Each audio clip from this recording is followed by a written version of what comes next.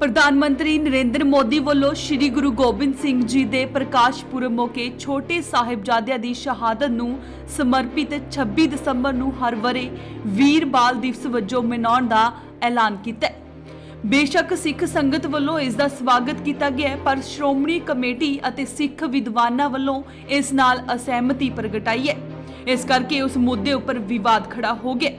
प्रधानमंत्री मोदी के इस ऐलान से श्रोमणी कमेटी के प्रधान एडवोकेट हरजिंदर सिंह धामी ने कहा कि वह प्रधानमंत्री दीयां भावनावां की कदर करते हैं पर छोटे साहिबजादियां की शहादत नूं बाल संज्ञा नाल जोड़ के वीर बाल दिवस तक सीमित रखना शहादतां की भावनावां ते सिख रवायतां नाल मेल नहीं खांदा।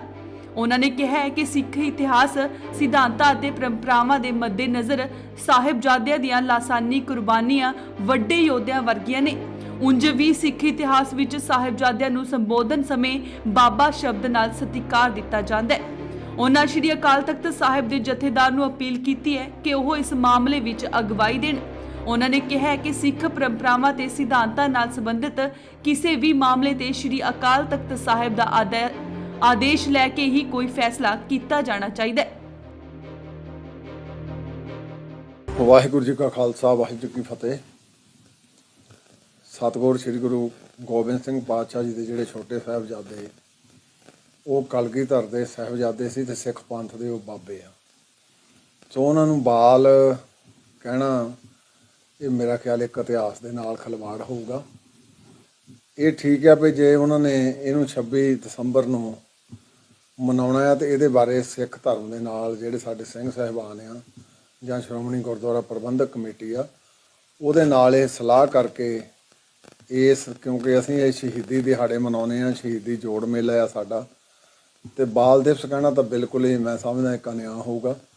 सो सिंह साहबां नाल बैठ के सारे विचार करके उन्होंने इहदा बाल दिवस ना नहीं रखना चाहिए। जो सिख पंथ फिर बैठ के फैसला करूगा वो जिहड़ा है उहदे उत्ते इन्हां नूं पूरे उतरना चाहिए। क्योंकि दूसरी गल जिहड़ी सब तो वड्डी एक ये इंडिया का कल्ले का मसला नहीं गा, ये विदेशों के विच भी साडे जिन्नियां सिख संस्थावां आ वो विश्व पद्धर ते इहनूं एक शहीदी जोड़ मेला मनाउंदे आ। सो काली दे विच नहीं उदां चलो उन्होंने भावनावां अपणियां ज़ाहिर कीतियां पर उन्हां भावनावां सिख धर्म के अनुकूल होणियां चाहीदियां क्योंकि साडियां अपणियां परंपरावां आ, साडा एक आप दा इतिहास आ। सो वो इतिहास जिहड़ा इतिहास बाबिਆਂ ने सिरजिया साहिबजादा बाबा जोरावर सिंह जी साहिबजादा बाबा फतेह सिंह ने वो अन्याय के खिलाफ एक लड़ाई सी जिहड़ी लड़ाई कलगीधर श्री गुरु गोबिंद सिंह पातशाह जी ने उन्हां राजिਆਂ ਦੇ ਨਾਲ लड़ी सी ਜਿਹੜੇ जरवाने बन के दब्बे ते लताड़े लोगों नूं जुर्म नाल अपने थल्ले रखते सी। सो वो जुल्म के खिलाफ लड़ाई उन्होंने बाबिਆਂ ने साडिਆਂ ने लड़ी आ।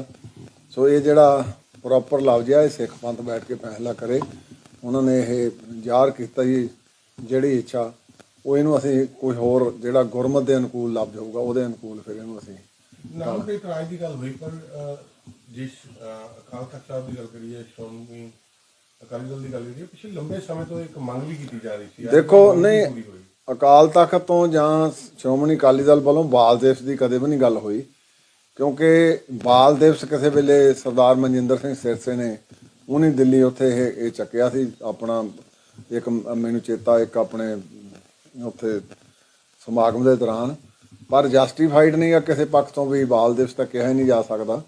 सो ये साडी जिहड़ी मंग सिख धर्म की वो असीं ऐतकी भी कहा सी भी छुट्टी की जाए वड्डी छुट्टी ऐलानी जाए पर बाल दिवस जिहड़ा आ वो किसी भी तरह वो ढुकमा नहीं गा, वो तो एक खिलवाड़ होगा बहुत बड़ा उन्होंने बाबिਆਂ ਦੇ ਨਾਲ। वाहिगुरू जी का Khalsa Waheguru. Bureau report indoors TV Australia.